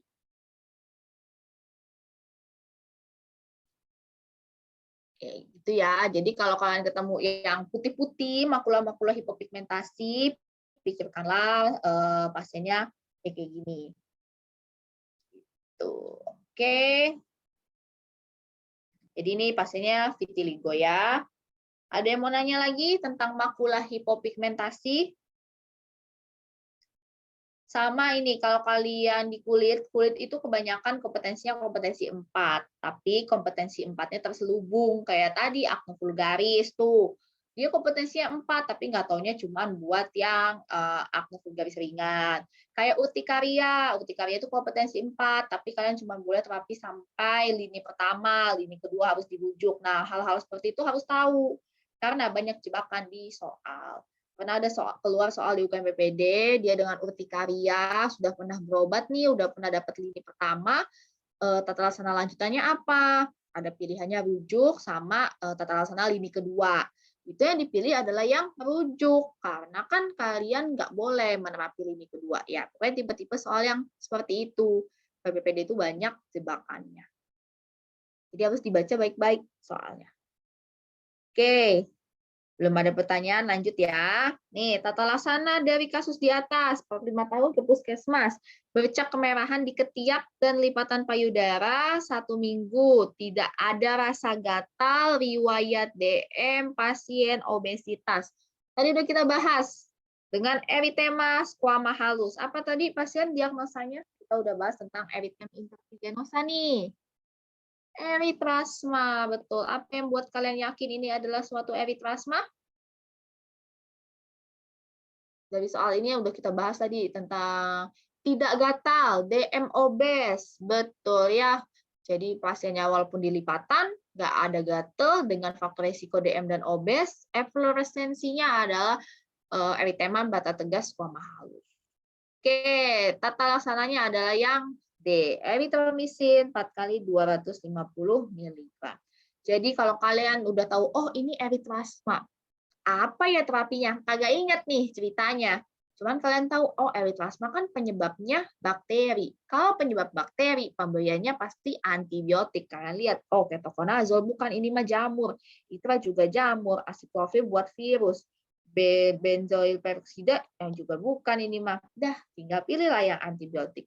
Itu cara menjawab kalau lupa ya. Nanti banyaklah kalian menemukan soal yang apa ya jawabannya, tahu nih diagnosanya, tahu ininya, cuman kalau udah ketemu terapi kadang lupa. Caranya adalah dengan menseleksi yang lainnya. Ya, tadi kita udah bahas tentang erithrasma, dia adalah suatu penyakit yang disebabkan oleh bakteri Corynebacterium minutissimum. Tadi lampu woodnya warna apa kalau erithrasma? Coral red. Kalau lampu wood warna kuning pada apa? Kuning. PVC. Kalau yang warna hijau tadi pada apa? Tinea capitis, yang gray patch, betul. Kalau warna putih atau kayak kebiru-biruan, vitiligo. Betul ya, jadi lampu wood itu juga sering ditanyain. Oke, sampai sini. Ada yang mau ditanya lagi? Yang udah kita bahas, atau kalian pernah punya soal-soal yang mau ditanyakan, boleh sebelum kita masuk ke sesi Kahoot. Ada lagi nggak nih?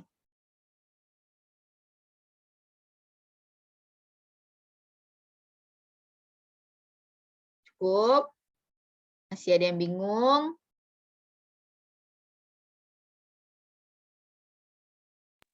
Udah pada jelas sepertinya ya dok ya. Udah Ya, pada kalau paham. mau lebih lengkap mungkin nanti ikut kelas kita ya dok ya. Iya benar banget. Nanti teman-teman kalau memang ada lagi yang sekiranya mau didiskusikan, pengen ketemu dokter Eva lagi, silahkan ikutin kelas komprenya FDI ya. Masih ada tuh kuotanya, silahkan daftar. Teman-teman bisa kepoin di Instagramnya @teacherdokter_indonesia untuk kelas komprenya, pendaftaran kelas komprenya. Dok, Ada masih ada pertanyaan nih dok. pertanyaan. Ya, izin tanya tentang melanoma maligna. Untuk kriteria perkembangannya cepat itu gimana ya dokter? Kalau melanoma maligna, kalian cukup ingat yang namanya ABCDE. Ya, ABCDE. Jadi A-nya itu asimetris. Jadi misalnya awalnya dari tahi lalat, kemudian dia berkembang dengan bentuk yang asimetris. B, border, batasnya nggak jelas. Kalian sulit membedakan ini kulit yang sehat mana, yang bagian tumornya yang mana. C itu warnanya. Pada tai lalat yang biasa dan bukan keganasan, itu warnanya cuma satu. Cuma coklat atau coklat kehitaman, udah satu aja. Tapi pada keganasan, itu warnanya beragam.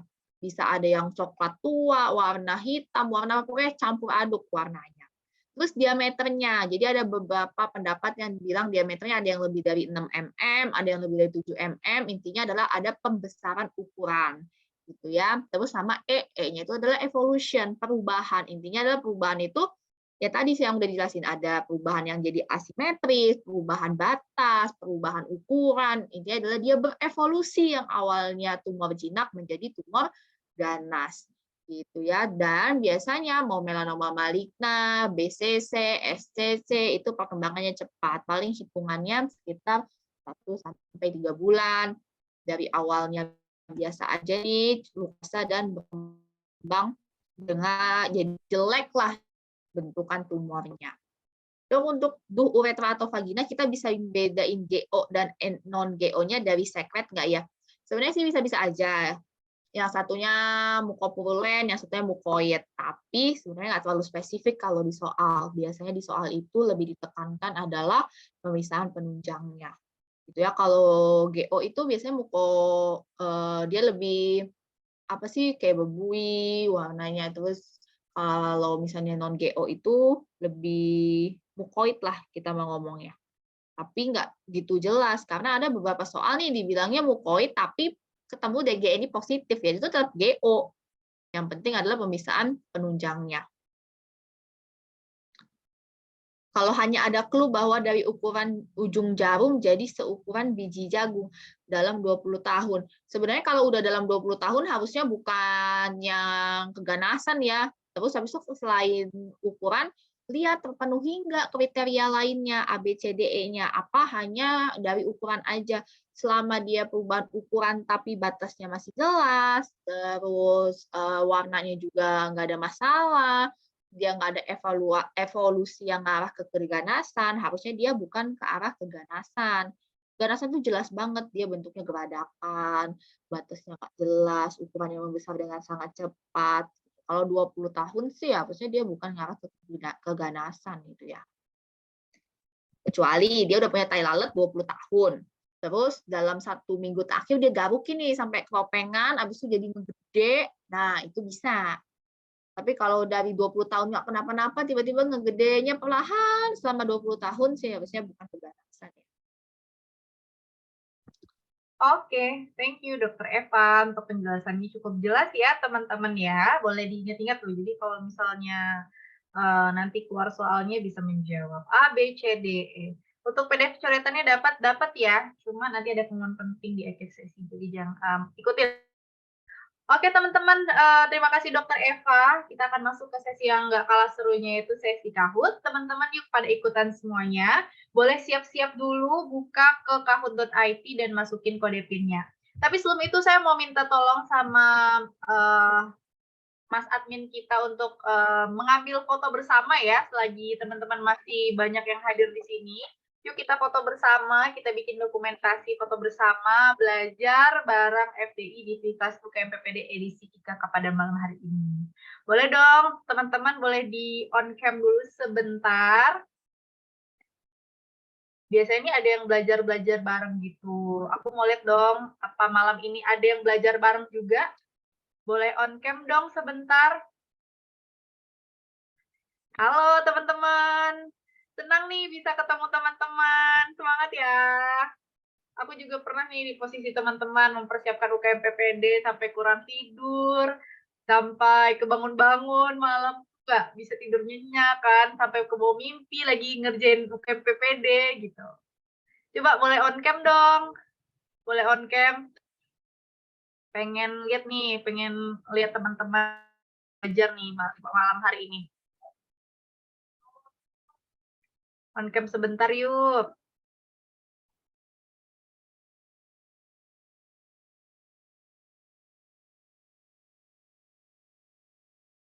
Oke. Yang on cam boleh on cam yuk. Yang bisa on cam. Oke, kita minta kesediaan Kak Bagus ya buat ini Kak. Buat mulai ya. Oke, teman-teman aku hitung ya. Teman-teman aku hitung ya. 1, 2, 3 senyum. Oke? Oke, yang bisa on cam, yuk silakan on cam, nggak apa-apa. Kenang-kenangan nih, ya. Yuk, 1, 2, 3, cheese. Oke, lagi. 1, 2, 3, cheese. Oke, terima kasih teman-teman semuanya. Ayo kita ke sesi Kahoot yuk. Boleh dibuka dulu di webnya ke kahoot.it. Mungkin dari kita coba kita tampilin dulu nih. Bentar ya. Nah, teman-teman bisa ke kahoot.it, terus masukin namanya, kalau bisa nama asli ya teman-teman ya, jangan nama samaran dulu ya. Biar nanti teman-teman bisa klaim untuk hadiahnya kalau teman-teman menang ya. Silakan masuk ke sesi Kahoot, buka ke kahoot.it, terus masukin game PIN-nya di 2113340. Ditunggu ya teman-teman.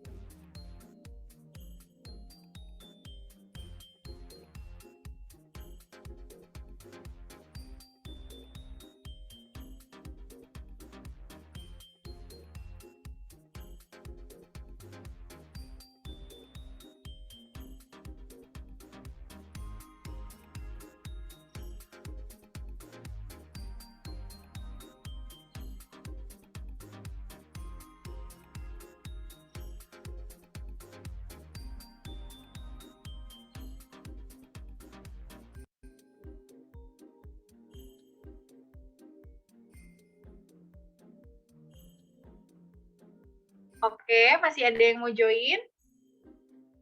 Ayo, kalau masih mau join kita tunggu nih sebentar, udah di angka 65.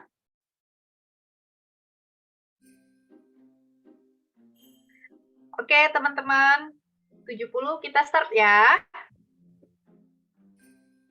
Silakan Kak Bagus di start.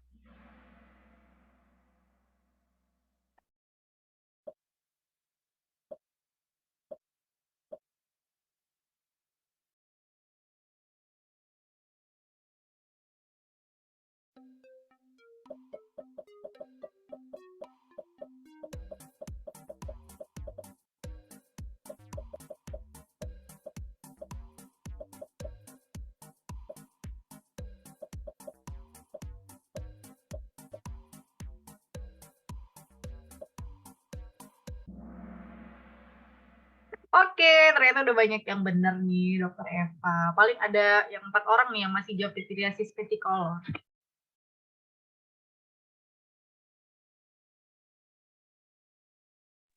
Gimana nih, Dok Eva mungkin mau kasih reminder? Ya udah rata-rata udah bener ya. Ya anak tadi ya usia anak dengan riwayat atopi itu pityriasis alba. Singkatnya gitu aja sih. Oke, makasih Dok Eva. Kita lanjut. Next, siapa nih yang ada di posisi pertama ya? Ada Dok Andrew ya. Oke, next. Masih ada 4 soal lainnya.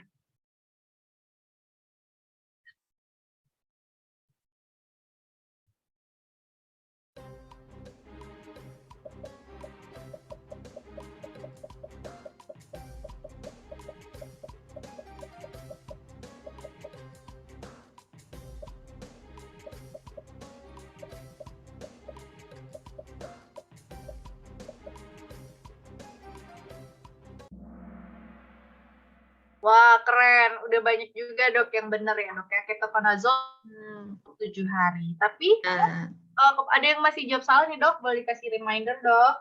ya tadi udah kita ulang-ulang ya tentang dosisnya ITRA atau ketoconazole itu 200 mg bisa diberikan 7 hari pertama lalu kita evaluasi. Ya kenapa dikasihnya oral? Karena dia sebenarnya sih ini karena terlalu singkat ya soalnya. Kalau kalian ketemu dari tubuh banyak dengan gatal, pilihlah yang oral. Oke, thank you Dok. Kita lanjut. Oke, next. Masih ada 3 soal lain, teman-teman.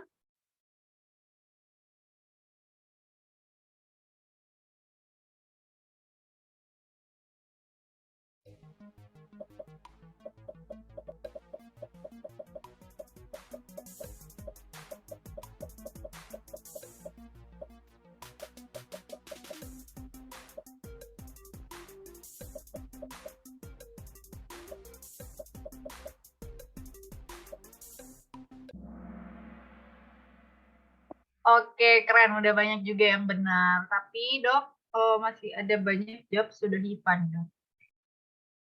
Ya, tadi balik lagi dada dan punggung. Dada dan punggung kan predileksinya paling sering pada pityriasis versicolor. Kalau pseudohifa pada kandidosis kan biasanya di daerah lipatan gitu. Terus kalau hifa sejati tinea ya dia biasanya kalau jadi sama-sama jamur, tapi kalau tinea sampai kandidosis itu biasanya gatalnya lebih hebat dibandingkan pada pityriasis versicolor. Kalau BTA ya dia dengan morbus Hansen, harusnya dia anestesi.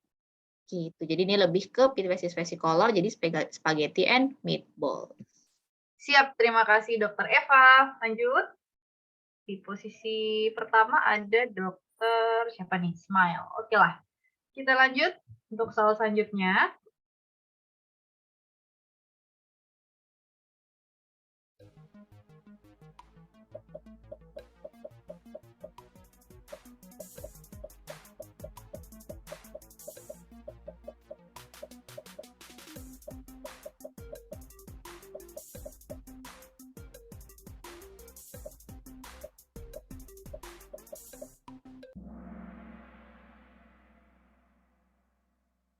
Oke, udah banyak juga nih Dok yang benar ya Dok ya. Cuma ada yang cuma jawab retinoid topikal aja Dok, nggak pakai antibiotik nih Dok. Nah, Komedonya kan 25, tadi komedo 25 masuknya derajat sedang, papulnya 5. Kalau derajat sedang udah otomatis retinoid topikal dengan antibiotik oral. Gitu ya, kan udah masuk derajat sedang. Oke, terima kasih dok. Next, masih ada satu soal lagi nih. Oke, masih memimpin ya. Oke, next. Soal terakhir.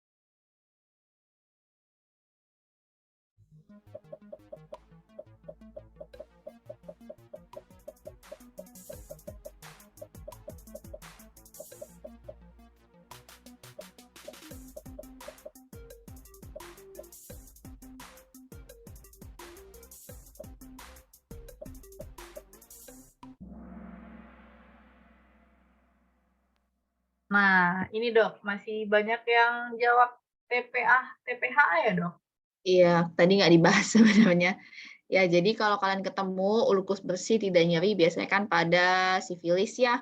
Jadi kalau ketemu soal sifilis, penunjang awalnya itu adalah VDRL atau rapid. Jadi kalau rapidnya positif, kalian baru pilih pemeriksaan yang spesifik treponema. Yang spesifik treponema apa? TPHA, TPPA, TP rapid, itu khusus yang spesifik. Gitu ya. Kalau di Indonesia kan paling sering TPHA. Jadi kalau first line-nya atau awalnya yang kalian periksa VDRL dulu. Gitu. Oke dok, thank you dok.